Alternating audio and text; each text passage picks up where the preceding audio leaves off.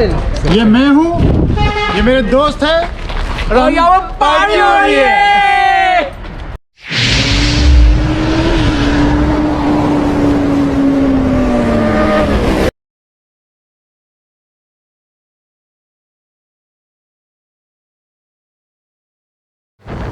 नमस्कार मित्रांनो, मी सिद्धार्थ स्वागत करतो तुमचं अजून एका नवीन मराठी व्लॉगमध्ये। तर आज तुम्हाला नेतोय मी गुजरात येथे असलेल्या स्टॅच्यू ऑफ युनिटी, जी जगात सगळ्यात उंच असलेली प्रतिमा म्हणून ओळखली जाते। मित्रांनो, आजची जी राईड आहे ती एक बायकर ब्रदरहूड क्लब ह्या ग्रुपबरोबर आम्ही करणार आहोत। मीटअप पॉईंट किनारा ढाबा घोडबंदर रोड इथे सकाळी 6चा असून 6:30चा फ्लाय ऑफ होता। थंडी अशी नाही आहे, पण हायवेवर गाडी चालवताना गारवा असा जाणवत होता। डिस्टन्स जास्त असल्यामुळे रोड प्लॅन करणं हे खूप महत्त्वाचं असतं। जितकं जास्त हॉल्ट घ्याल तितका ड्राईव्ह करायला कंटाळा येईल। तर सकाळी ऊन यायच्या आत जितकं डिस्टन्स तुम्ही कव्हर कराल तितकं चांगलं। तर डिसाईड केल्याप्रमाणे मुंबईवरून निघाल्यावर सगळ्यात पहिला हॉल्ट डायरेक्ट वापी इथे ठरवलेला।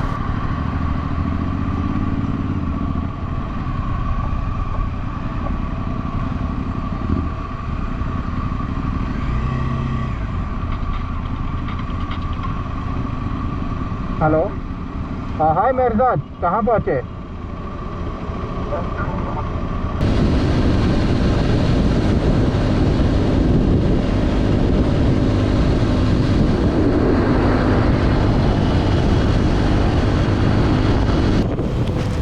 शेवटी सकाळी 6:30ला निघून साधारण 7-7.5 तास ट्रॅव्हल करून आम्ही पोचलो राजपीपला हायवेवर असलेल्या हॉटेल नर्मदा येथे।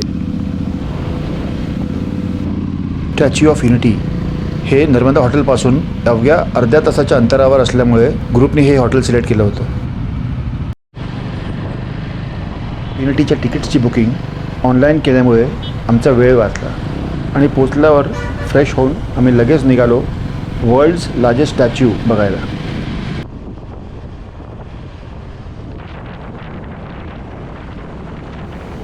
जगातला सर्वात उंच प्रतिमा बघण्याची उत्सुकता मनात घेऊन अखेरीस निघालो आणि अर्धा तास राईड करून फायनली आम्हाला लांबून तो स्टॅच्यूचे दर्शन घडले।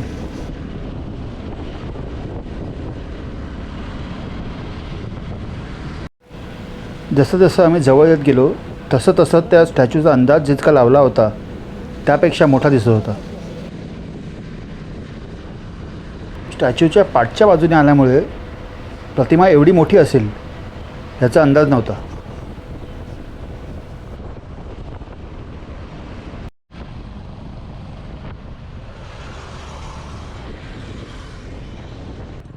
इथे आल्यावर कळलं की इथे नुसतं स्टॅच्यूच नाही तर एक छोटंसं अभयारण्य पण आहे आणि इथे जंगल सफारीही करता येते।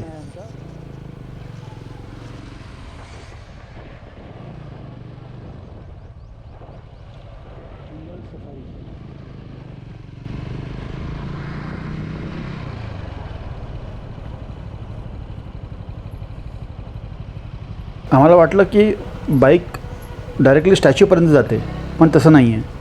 इथे आपल्याला बाईक पार्किंगमध्ये पार्क करून त्यांची एक स्पेशल बस आहे ज्याने आपल्याला स्टॅच्यूपर्यंत जायला लागतं।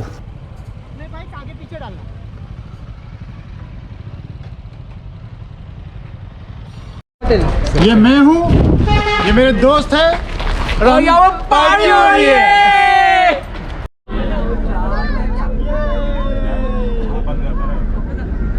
कौन-कौन है? हाथी का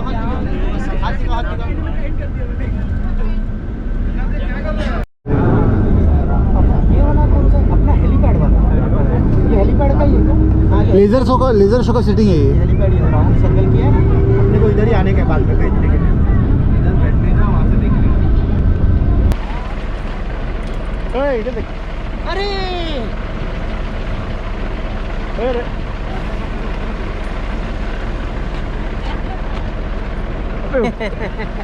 ओए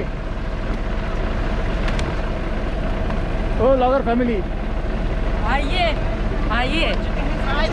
उठा चुका है अभी स्टैचू ऑफ यूनिटी मेरे सामने स्टैचू ऑफ यूनिटी है गाइस, देख सकते हो। अरे भूत sorry sorry sorry very sorry. को बाप और कोई बचा क्या रे?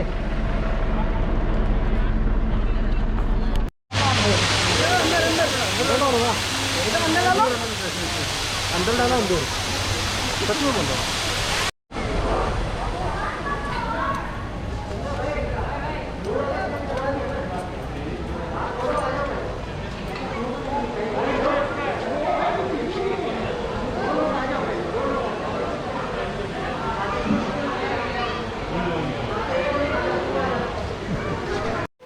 दोन ते तीन सिक्युरिटी चेक्स पार करून आम्ही पोचलो शेवटी स्टॅच्यूच्या जवळ आणि अजून तरी बरंच चालायचं आहे.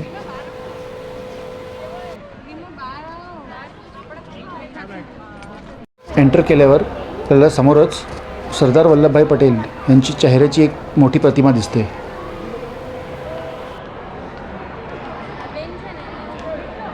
आपल्याला स्टॅच्यूच्या पायापासून सुरू करून छातीपर्यंत जायला लागतं. लिफ्ट अजून वर डोक्यापर्यंत जाते, पण तिथे फक्त सिक्युरिटी पर्सनल्सला अलाउड आहे.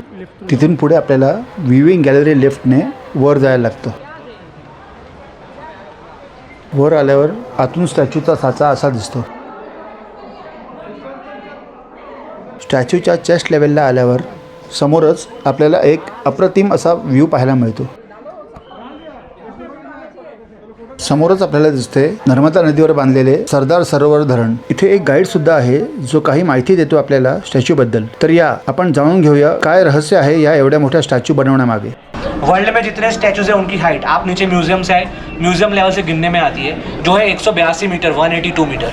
182 क्यों रखी है? जो गुजरात के जो MLA की सीट्स हैं, लेजिस्लेटिव असेंबली सीट्स, वो 182 हैं, इसलिए स्टैचू की हाइट 182 रखी है. यही जगह क्यों पसंद की? क्योंकि सामने आप देख सकते हैं डैम, सरदार सरोवर डैम नर्मदा नदी पर. जो सरदार साहब का सपना था सरदार सरोवर डैम बनाने का, आज हमें यहाँ खड़े रह के सामने डैम देखना है. पीछे आप देखेंगे राइट साइड में है सातपुड़ा पर्वतमाला और लेफ्ट साइड में है विंध्याचल पर्वतमाला. दोनों पर्वतमाला के बीच में है सरदार सरोवर डैम जिसमें बहती है नर्मदा नदी. अब बात करते हैं स्टैचू बनाने में कौन से मटेरियल का यूज़ किया है. 85% कॉपर का इस्तेमाल किया है, तांबे का. 5% जिंक, टीन और लीड का उपयोग किया है. कॉपर का इस्तेमाल किया इसलिए इसमें जंक नहीं लगेगा.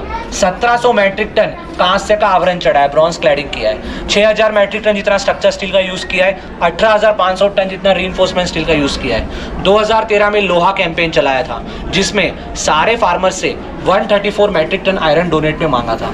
स्टैचू के आर्किटेक्ट थे राम वी सुथार. जब उन्होंने स्टैचू का डिज़ाइन बनाया तब उनकी एज 90 साल की थी, 90 ईयर्स. अभी उनकी उम्र 95 ईयर्स की. अभी भी वो काम करते हैं. अभी वो नोएडा में रहते हैं, दिल्ली में उनका स्टूडियो है. स्टैचू को बनाने में लगे थे सिर्फ 3.5 साल. इसका कंस्ट्रक्शन किया है L&T Larsen end Toubro company ने. पीछे आप देखेंगे ब्रॉन्ज प्लेट्स हैं, सर्कुलर शेप में, गोल शेप में. ऐसे पूरे स्टैचू में 6500 प्लेट्स हैं. प्लेट्स पे पीले कलर में येलो कलर के टैग में नंबर्स लिखे हैं. वो नंबर क्यों लिखे हैं? कि कोई भी प्लेट ब्रेक या डैमेज हो जाए तो उस नंबर से उसी साइज की दूसरी प्लेट हम बना सकते हैं. यहाँ ऊपर आप देखेंगे जैकेट का बटन है, अंदर बड़ा सा गोल बटन ऊपर, वो उनके जैकेट का बटन है. ऊपर से दूसरा, नीचे से चौथा. अभी हम दूसरे और तीसरे नंबर के बटन के बीच में खड़े हैं. ये पूरा जाल जो पोर्शन आपको दिख रहा है उनके जैकेट का पोर्शन है. दोनों साइड बाहर निकला पोर्शन आउटर पार्ट्स वो उनके शॉल का पोर्शन है.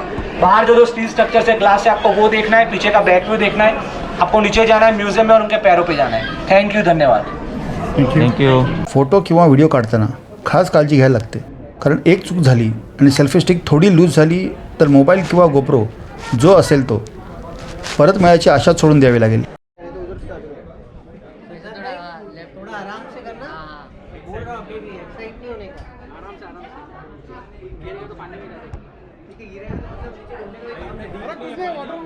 स्टॅच्यूच्या चारी बाजूला फिरल्यानंतर आम्ही आमच्या पुढच्या प्रवासाला निघालो, म्हणजेच लेझर शोला.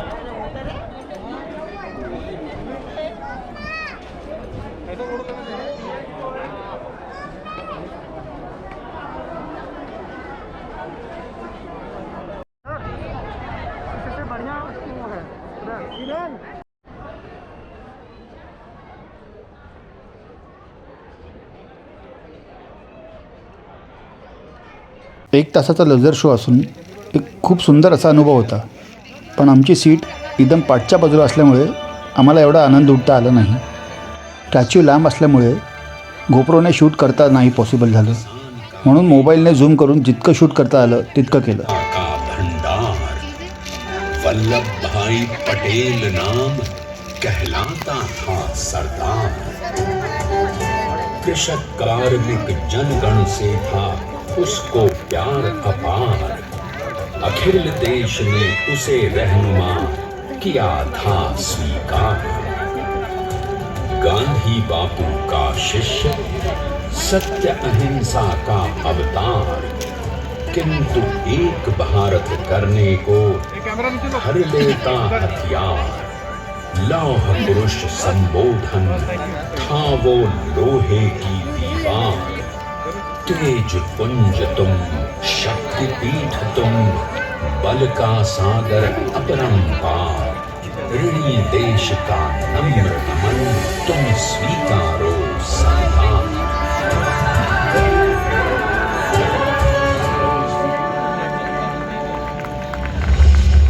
और यूं शुरू हुआ भारत का सबसे बड़ा और सफल किसान आंदोलन बारडोली। वल्लभ भाई ने बारडोली के 87,000 किसानों को ऐसा अटल अडिग अचल मनोबल दिया कि अंग्रेजी सरकार हिल गई और एक बरस के बाद उनका लगान माफ कर दिया गया। अब तो पूरे देश में लोग वल्लभ भाई के नाम की कस्में खाने लगे। स्वयं महात्मा गांधी ने कहा, अब वल्लभ भाई मेरे शिष्य या साथी नहीं, सारे देश के सरदार हैं।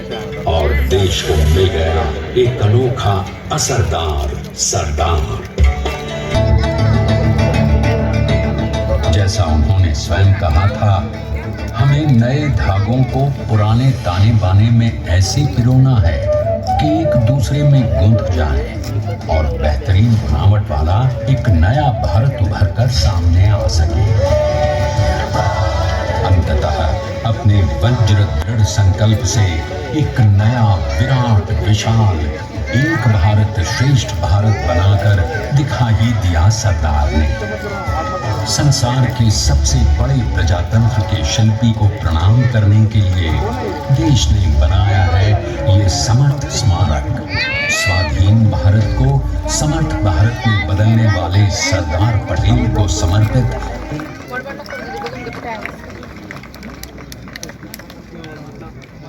नेतृत्व में बनी विश्व की इस विशालतम प्रतिमा के सामने आकर सारी दुनिया जैसे स्वयं ही नतमस्तक हो जाती है। सकाळी लवकर उठून आम्हाला फोटो सेशन करायचं होतं, म्हणून लवकरच आम्ही निघालो मित्राचा ड्रोन घेऊन।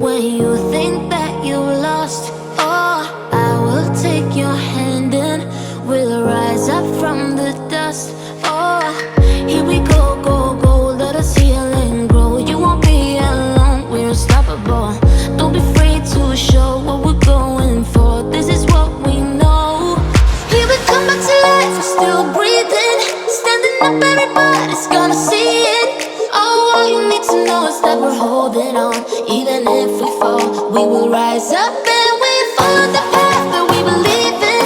No, we're not gonna stop until we reach it. Oh, all you need to know is that we're holding on. We rise up from the dust and claim our throne.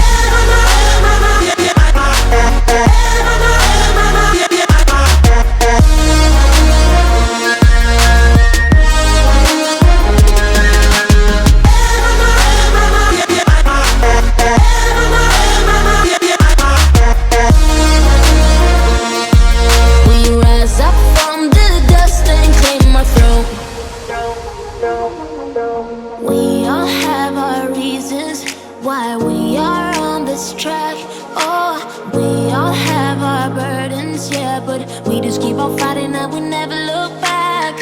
Here we go, go, go, let us heal and grow. You won't be alone, we're unstoppable. Don't be afraid to show what we're going for. This is what we know. Here we come back to life, we're still breathing, standing up, everybody's gone. तर मित्रांनो, अशी होती आमची मुंबईत ते statue of unity ride. Video आवडल्यास नक्की like, share आणि सबस्क्राईब करा। तुम्हाला हा व्लॉग कसा वाटला हे मला नक्की कमेंट सेक्शनमध्ये कळवा। तोपर्यंत काळजी घ्या, राईड सेफ, राईड रिस्पॉन्सिबली।